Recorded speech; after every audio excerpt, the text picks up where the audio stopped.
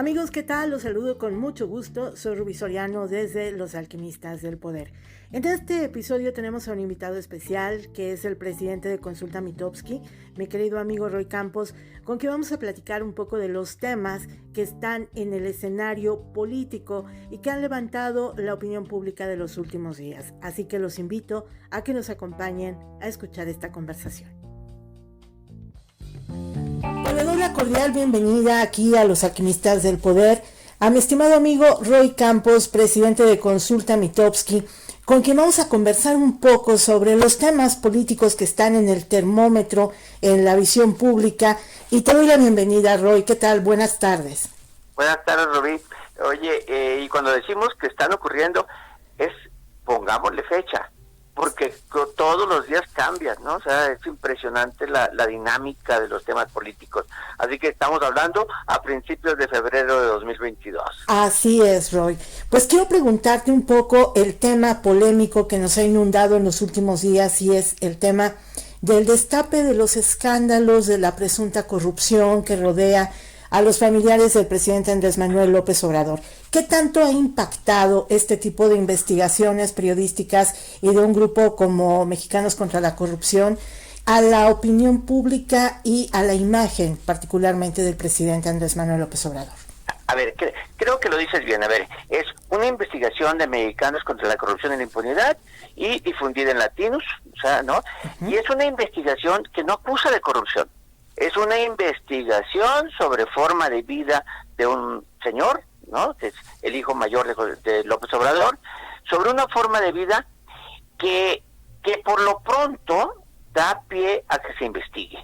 O sea, no dicen que hay corrupción, pero vean qué sospechoso es que esté de pareja de una funcionaria, o sea, todo como investiguen nada más, ¿no? Sin acusar corrupción todavía. Pero lo que le pega no es eso, no es eso en el fondo lo que le pega, sino le pega la inconsistencia entre su prédica uh-huh. de austeridad, de forma de vida, y ahora sí, cómo vive su hijo. O sea, y entonces, porque nadie dice, mira ese ladrón, no, mira cómo vive ese muchacho y lo que dice López Obrador. Le pega en la incongruencia de este discurso. En la incongruencia, a pesar de no ser él, y le pega. Ahora, ¿cómo le pega? ¿Qué es decir cuando decimos le pega? O sea, uno, le da armas a los críticos, desarma a los defensores, porque ahí los defensores lo único que pueden hacer es descalificar al mensajero, uh-huh. pero no pueden pelear con el mensaje. Entonces dicen Loret, y que si Loret es un vendido, y Loret es los montajes, y empiezan como a descalificar al mensajero, y el mismo López Obrador en su discurso dijo, siempre han estado en contra, no habla del mensaje realmente. Entonces, uno lo desarma en el mensaje. Ahora, uno podría decir, de aquí en adelante ya no va a poder hablar de eso. No, conociéndolo, sigue hablando de eso. Lleva 3 días teniéndolo en la agenda pública, él mismo. Sí, ¿no? ¿Por qué? Porque López Obrador sí ha jugado toda la vida. Nunca acepta una derrota. Si uno es jugador de póker, o de albures, o de lo que quieras, o de volados, no importa, dobla la apuesta. Y entonces, a ver, me pegan aquí, pues va el doble. ¿Por qué?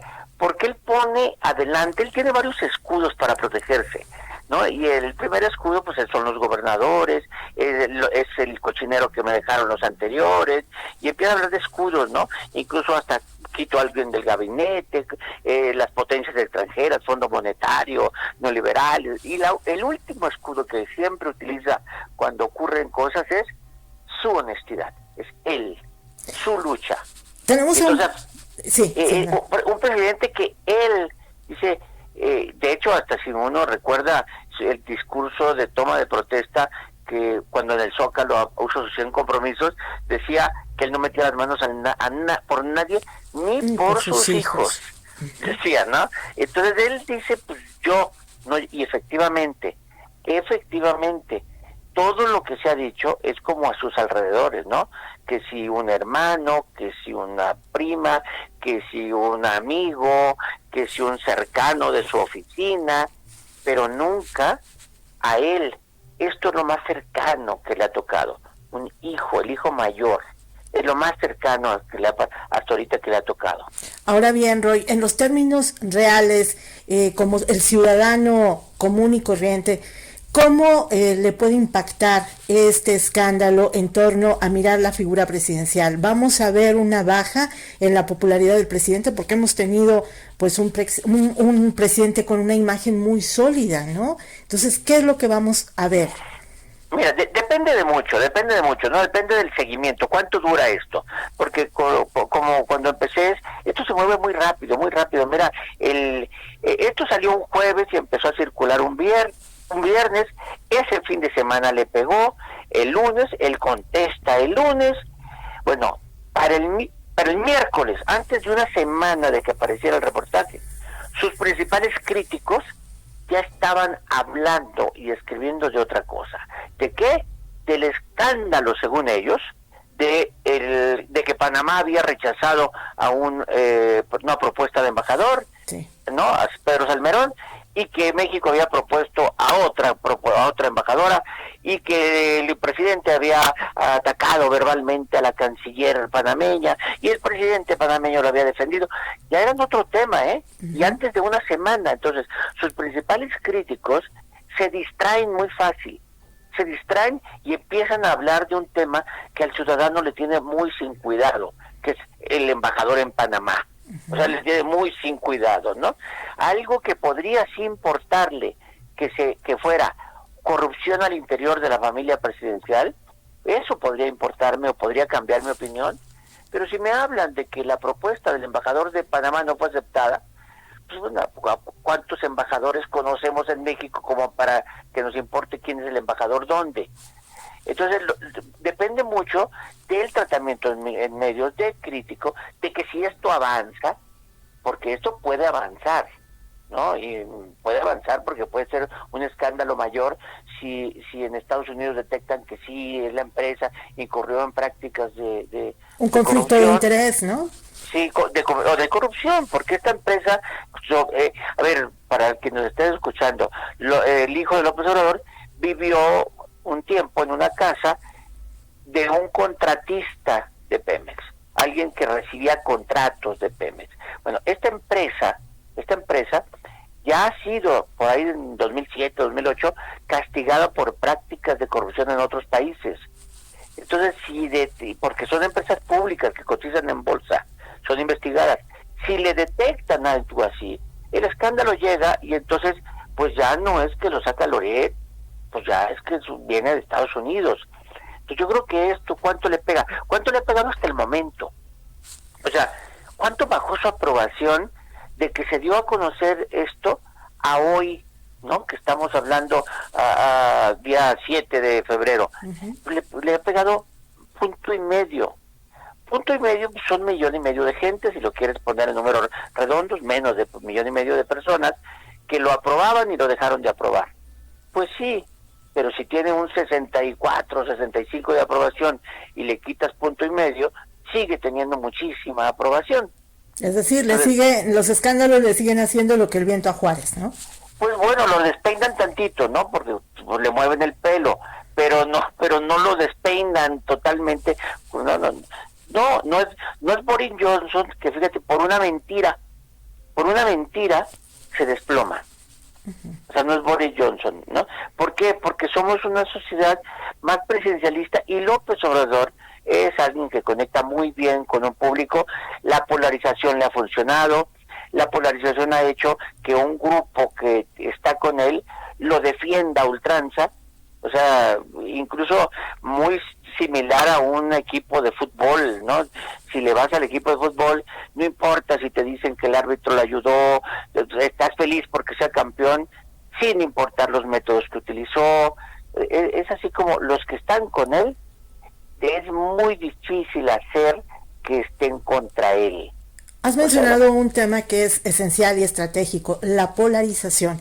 Y vemos hoy en día la polarización no solamente en este tema de escándalos, de irruptivos que han saltado, sino vemos también temas como la polarización contra medios de comunicación y comunicadores, polarización también en el asunto de la violencia en torno a territorios en México.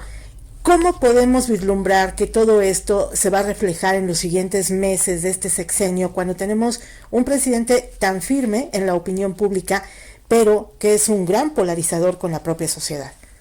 Sí, mira, la polarización normalmente, primero que no asuste el concepto de polarización. La polarización en términos de estrategia política es muy normal, sobre todo cuando estás en una contienda política. Porque polarizas para que el ciudadano elija fácil. O estás de este lado o estás de este lado, ¿no? Y tratas de eliminar los puntos medios, ¿no? O estás conmigo o no estás conmigo, decídete, y entonces polarizas. López Obrador ha llevado esa polarización a más allá de la elección, también así hago el gobierno. No es el único mandatario que lo hace así, pero le funciona muy bien, ¿no? También Trump lo hizo en su momento, o Bolsonaro lo hace, o sea, polarizan y se van a un extremo diciendo no se valen los centros. Si no estás aquí, eres mi adversario. Y eso es lo que hace. Entonces, López Obrador polariza a comunicadores. Uh-huh. Y esto sirve, al polarizar, sirve porque ese que no está contra ti, cada vez que te critica, lo único que tienes que señalar es decir, pero se dieron cuenta que es mi opositor, no lo pelen mucho, porque es mi opositor, me pega porque no nos quiere. Entonces, ya no analizo el mensaje, sino analizo de dónde viene. Entonces, esa polarización sirve muy bien para tu discurso. Ahora, ¿qué nos espera? Acostumbrémonos. Cuando alguien dice, es que el presidente debería de polarizar menos, si toda su carrera política la ha hecho así, ¿por qué esperar de él que lo cambie? Lo que tendríamos que cambiar nosotros es eso, no comprar una polarización que divide al mexicano. Entonces, cada vez que, por ejemplo, cuando ofenden al presidente, es un error ofender al presidente. Y tú ves en redes o en mensajería que le dicen que está loco, que le dicen que está tonto. Ni está loco ni está tonto, es un presidente bastante inteligente. Pero cuando lo ofendes, lo único que haces es decirle a sus seguidores que estén en contra tuya. Eso es lo que estás diciendo. No estoy con ustedes, estás diciéndoles. Cuando no deberías ofenderlo. Es decir, no compres polarizaciones que él plantea y tratar de generar más credibilidad. Claro, y en el marco de este escenario, un poco ya para cerrar, Roy, estamos ya en la víspera de lo que será pues, la consulta para reafirmar el mandato o la revocación, porque se manejan dos términos ahí. ¿Cómo lo ves venir en el tema de la opinión pública? ¿Qué va a pasar con el mexicano? ¿Va a salir a votar? Mira, no va a salir a votar. O sea, hay dos resultados muy previsibles. El primero es una baja participación. ¿Qué es una baja participación? Bueno, para que fuera vinculante, para que fuera legal, se requiere mínimo 40. Bueno, ni siquiera va a ser el 20. O sea, va a ser baja porque no va a llegar ni a la mitad requerida. La consulta anterior de los expresidentes tuvo 7 de participación. Esta tal vez tenga más del 10, entre el 10 y el 20. Es un resultado previsible. Y el otro es que los que vayan a ir a votar, pero impresionantemente mayoría a favor de que se quede el presidente. Impresionante. Pero no porque así está en la opinión pública. En la opinión pública ese resultado en México estaría del orden de 60, de 6 de cada 10. Uh-huh. No, el resultado va a ser más de 6 de cada 10. ¿Por qué? Porque la motivación que tienen sus seguidores para ir a votar es mucho mayor que la que tienen sus adversarios. Sus adversarios es, ¿para qué voy y solo le hago el caldo gordo? Uh-huh. ¿Para qué voy a mostrar? Y entonces no hay nadie absolutamente, o sea, nadie que valga la pena, que diga, preséntate a votar y vota para que se vaya. Porque solamente engordarían la participación. Pero sí hay muchos, que es la estructura de Morena, para empezar, que sí están movilizando a las bases para ir a votar. Entonces, para López Obrador es, uno, discursivamente va a decir, todos pudieron votar, el INE tuvo la culpa de la baja participación, porque no instaló todo, el INE fue el culpable, porque no la promovió bien, pero el 80-90% votó para que me quedara. Para el presidente ese es su discurso de triunfo. Pero además tienen un gran ejercicio para medir cuánto vale Morena por sección electoral. O sea, porque es cuánto pueden movilizar en todo el país por sección electoral. Es la antesala para medir lo que será en la próxima elección presidencial. Sí, claro, cuánto vale mi estructura. En donde hay que meter más programa social, en donde hay que cambiar gente que maneje al partido, en donde no están funcionando las estructuras, y es una gran información para el partido Morena. Sobre todo en un momento, Roy, donde no sé si lo aprecies, pero estamos más que en una cena de negros en Morena, porque los ataques ya contra Mario Delgado, bueno, pues han venido de diferentes grupos, y se ve que lo que se vislumbra ahí es como una perredización, ¿no? Sí. A ver, Morena no es un partido político todavía, no ha tenido oportunidad porque la fuerza del presidente es tan grande que no ha generado unas estructuras partidistas, métodos de selección de candidatos, métodos de selección de dirigencia. O sea, no es, ¿no? Cuando tú ves a quienes pelean, pues vienen unos que vienen del PAN, con unos que vienen de Morena, de las universidades, con unos del PRD, unos del PRI. Todos son un chile dulce y de manteca. No es un partido político, es un movimiento que espera las indicaciones del presidente para hacer lo que quiere que hagan. Entonces, así votan en los congresos, así eligen candidatos, así eligen dirigentes, y así van a elegir candidato presidencial. Entonces, pero sí, yo coincido contigo, hoy Morena es una cena de negros donde lo veas. Hay lugares donde no tienen dirigencia. Mira, los huevazos en Durango fueron porque los que apoyaban a un candidato no apoyan a la candidata. Bueno, los huevazos en Aguascalientes fueron porque no tiene dirigencia estatal. Entonces, porque no ha podido nombrar dirigencia. Entonces, es una ausencia de reglas la que tiene ese partido. Y Mario Delgado en la historia va a poder entregar buenas cuentas, porque ganar 11 estados de 15 en el 2021 y tal vez 4 o 5 en el 2022, pues va a quedar como un presidente de partido que entregó buenas cifras, ¿no? Pero no es muy querido que digamos. Pues sin duda, Roy, vamos a estar muy atentos de tus mediciones, de tus estudios, para ir calculándole el agua a los tamales y ver cómo viene todo el panorama económico, político en lo que resta del sexenio. Has comentado que pues nos tenemos que ir habituando a este tema de polarización, pero también hay que intentar revertirlo como sociedad. Así es decir, nosotros no hay que polarizar. Si él polariza, pues que polarice, pero nosotros no tenemos que pelearnos entre nosotros, en pocas palabras. No te pelees con nadie por pensar distinto. Mi estimado Roy, desde los Alquimistas del Poder, agradecidos por tenerte una vez más aquí y estaremos muy en contacto contigo. Claro que sí, Rubí. Gracias. Amigos, los invito a que me acompañen en la próxima entrega del podcast de los Alquimistas del Poder para que entre todos construyamos opinión. Nos escuchamos en la próxima.